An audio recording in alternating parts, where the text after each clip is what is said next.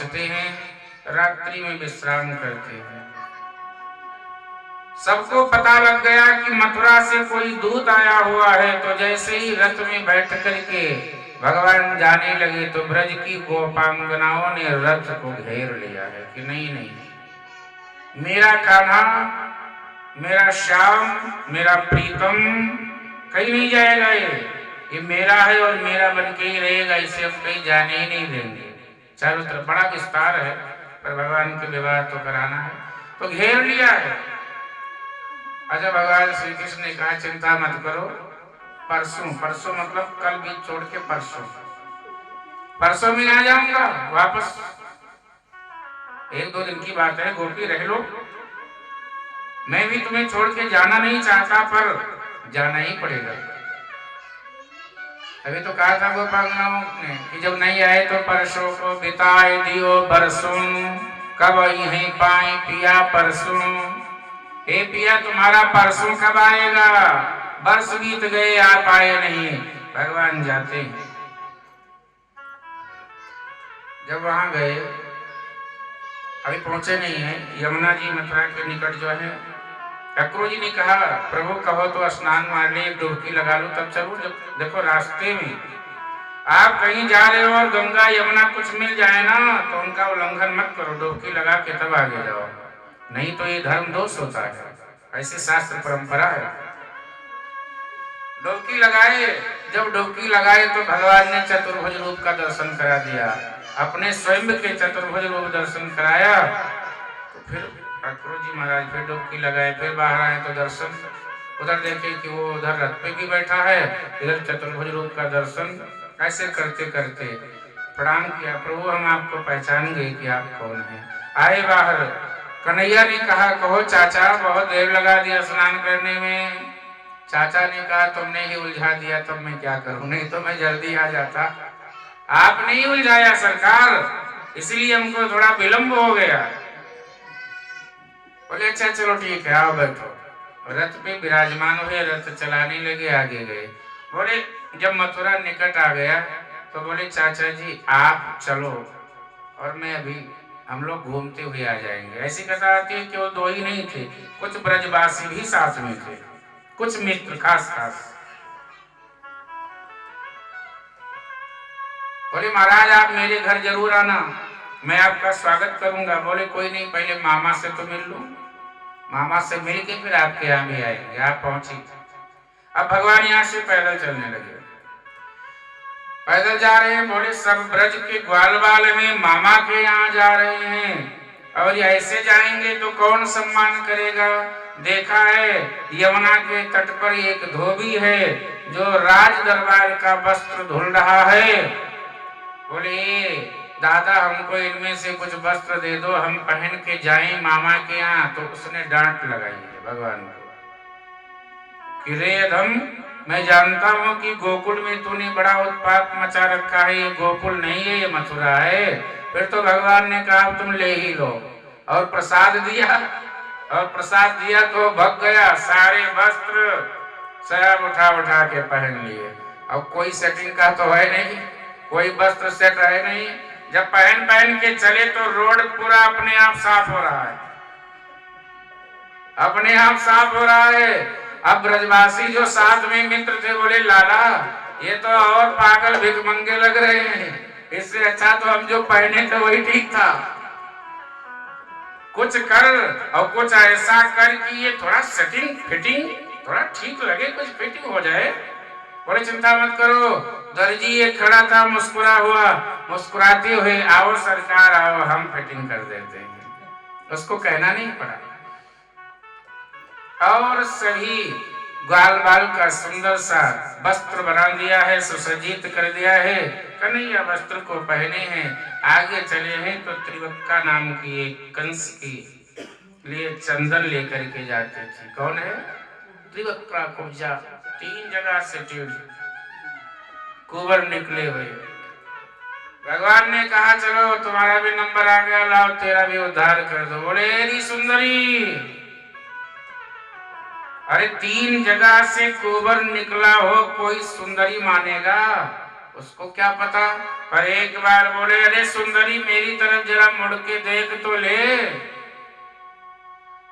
कुब्जा को लगा कि कोई हमको ही कह रहा है, क्योंकि बार बार कह रहा है। जैसे ही श्याम सुंदर की तरफ पीछे मुड़ करके देखी, आहा क्या बात है, देखते ही रह गई, देखते ही रह गई, मंत्रमुग्ध हो गई श्याम सुंदर की बाकी झांकी को देख करके। और प्यारे हैं ही श्याम सुंदर ऐसे। भगवान समझ गए, बोले देखो मत, ये जो तिलक है ना चंदन, ये हमको दे दो।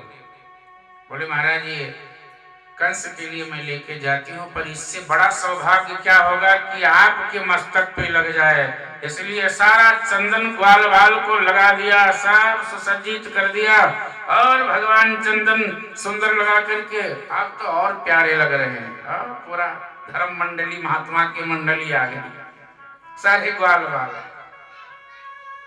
ग्वाल वालों ने कहा जच रहे हैं, ग्वाल वाल है। बोले कन्हैया अब तो जच रहे हैं। बोले हाँ चलो अभी जचेंगे मामा, जब स्वागत करेंगे, चलो। प्यारे आगे बढ़ने लगे तो ग्वालबाल ने कहा तुझे इतने प्रेम से चंदन लगाया है, तूने कुछ दिया नहीं? कन्हैया ने कहा अच्छा ये बात है, तो चलो दे ही देते हैं। अब क्या दिया? सुंदरी के हाथ को पकड़ करके दाएं पैर के अंगूठे से और कुब्जा के पैर की दाएं पैर के अंगूठे को दबा करके ठोड़ी में हाथ लगाया है, और कोई देख नहीं पाया, एक झटका दिया है, तीनों कुंवर गायब हो गए। वास्तव में सुंदरी बन गई कुब्जा। बोले वृंदावन बिहारी लाल की जय। जब सच में सुंदरी बन गई तो उसने पगड़े का निवेदन किया भगवान से कि प्रभु आप मेरे घर पधारे, हम आपका स्वागत सम्मान करेंगे, आपने ही हमें सुंदर बनाया है, इसलिए मेरी सेवा को स्वीकार करें। पगड़े प्रेम ये भी ऊंचा बात है, इसको अन्यथा नहीं लेना।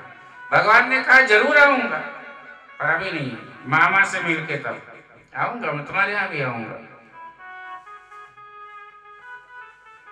वहां तो दरबार लगा है, कुबलिया पेट नामक हाथी मुख्य द्वार पे विराजमान है कि यही राम नाम सत्य कर देना, अंदर बताने देना।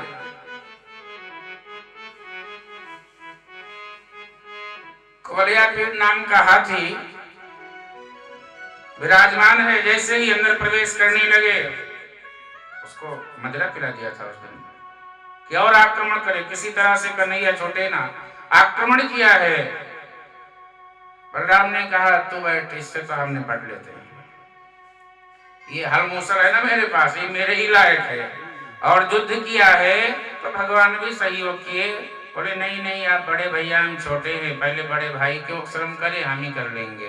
भगवान ने कुबलिया पेड़ नाम के हाथी का राम नाम सत्य करके दांत को ऐसे रख लिया, दांत को अपने कंधे पे टांग लिए। आज तो पहलवान लग रहे हैं भगवान, बंसी वाले आज बलवान लग रहे हैं। और जब उधर गए तो धनुष रखा था, कोई तोड़ नहीं सकता था, सब लोग लग रहे थे।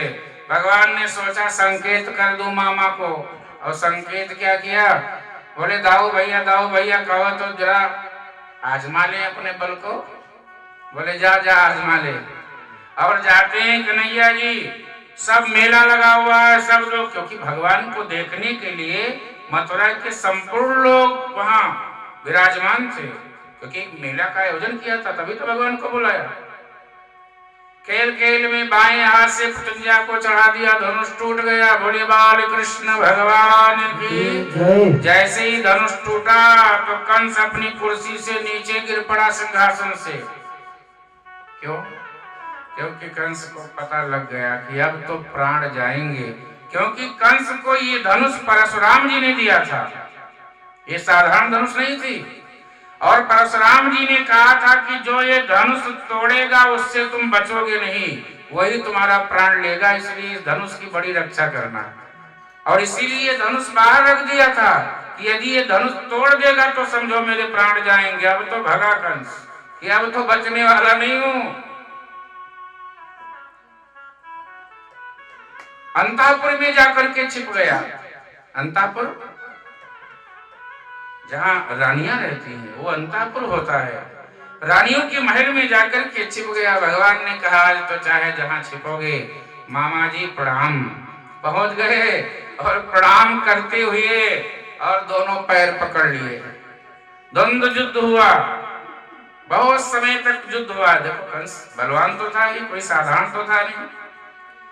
अंत तो गत्ता भगवान ने कहा ज्यादा ना खिलाएं और फिर एक मुष्टिका का प्रहार किया है। राम नाम सत्य गोविंदाय नमो नमः।